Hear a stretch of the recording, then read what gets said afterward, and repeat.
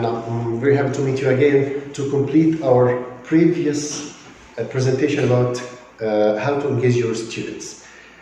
Okay, in this presentation we're going to talk about how to make a good preparation for a lesson in contact with engaging your students.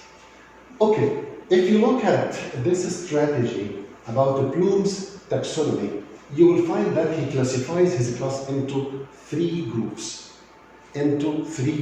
according to the level and the standard of his students.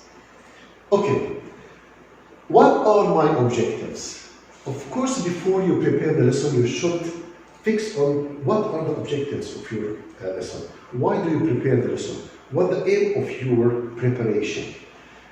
So here you prepare the lesson in order to know that your class can be divided into three parts.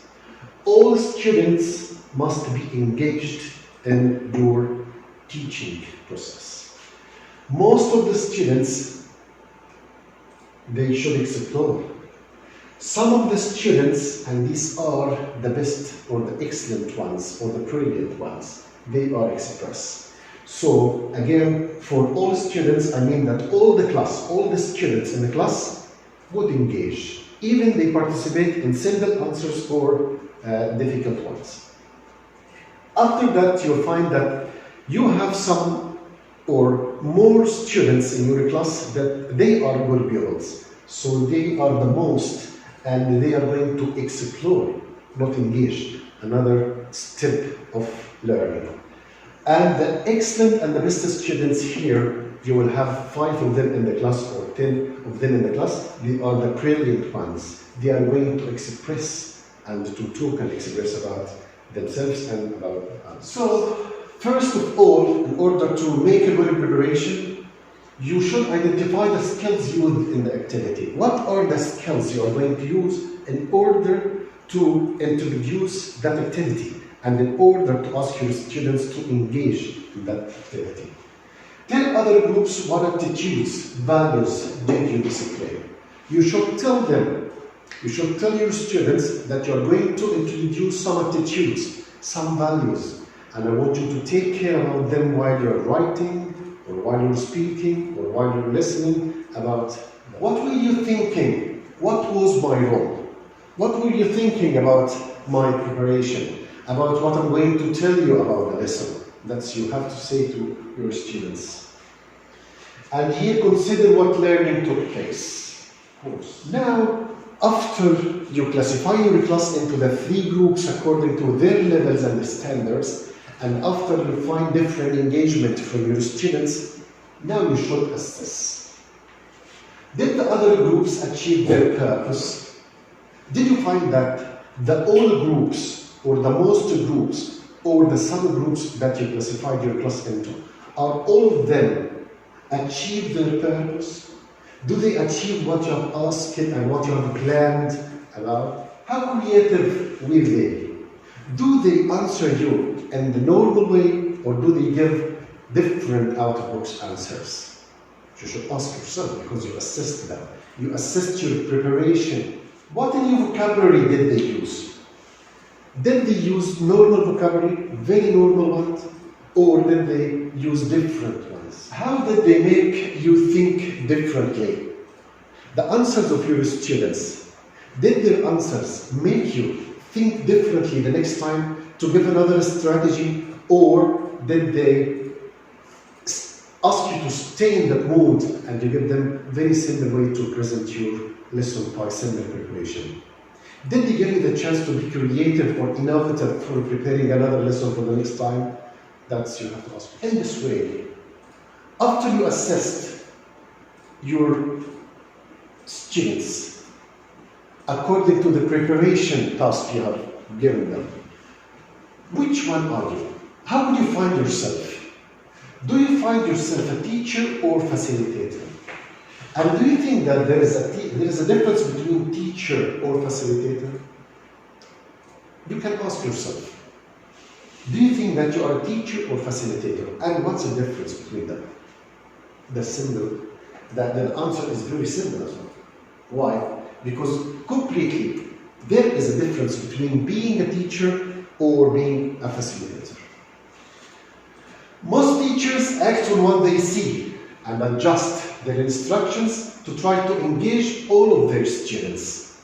They never get, they are not any more creative or innovative, but they are classic teachers, classic ones to introduce information for students. So they are teachers, not facilitators. However, no matter how hard teachers work at making it interesting, a lecture is still a lecture, and having students simply engaged is still a passive action. So even if the teacher tries to do his best in order to ask his students to engage in the teaching or learning process, he's a teacher.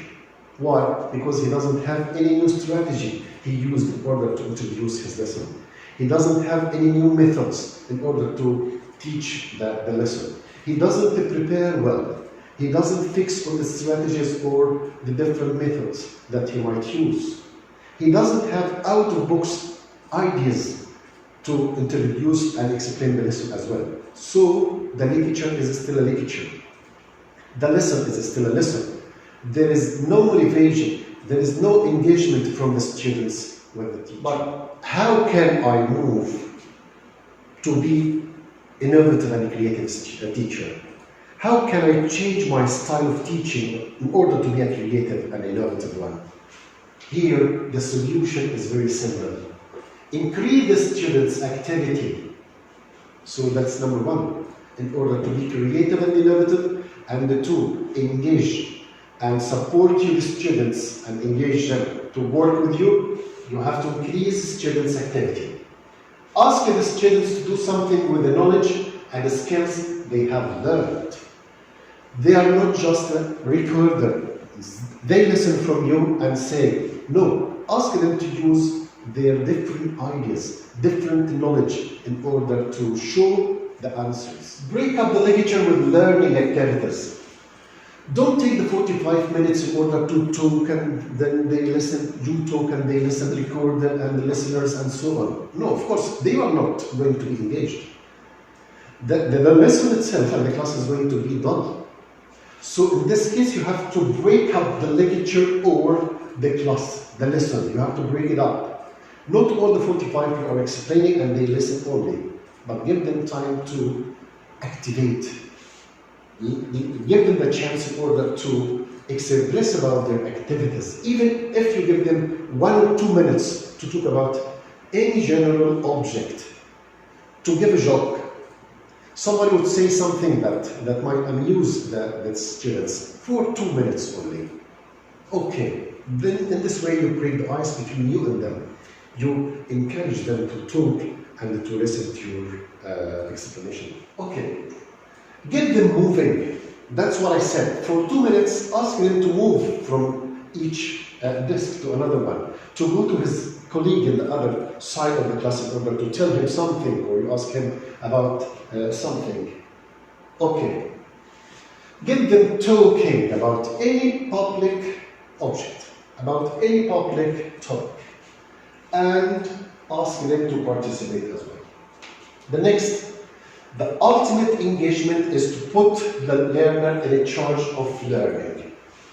You should tell them in a direct way that they are responsible about learning. They cannot be just only listeners about what's happening, and you are just like a recorder. You speak and they listen. No, they are responsible. They are in charge in the learning process as well. Create a rich learning environment and the motivation to learn. That's your role as a teacher. And the students do all the hard work of learning. Ask them to do with different kinds. There is not any specific way to finish their learning process. Ask them to express about themselves in different ways. Never care about being afraid of the mistakes, grammatical mistakes, or the spelling mistakes. Do whatever you want freely. The teacher merely facilitates. It sounds so easy. So in this case, if you ask them to express about themselves in direct way or in an indirect way, In this case, you are facilitator. You arouses what's inside their minds.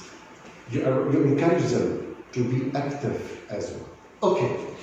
Engaging learner in learning a checklist for face-to-face setting.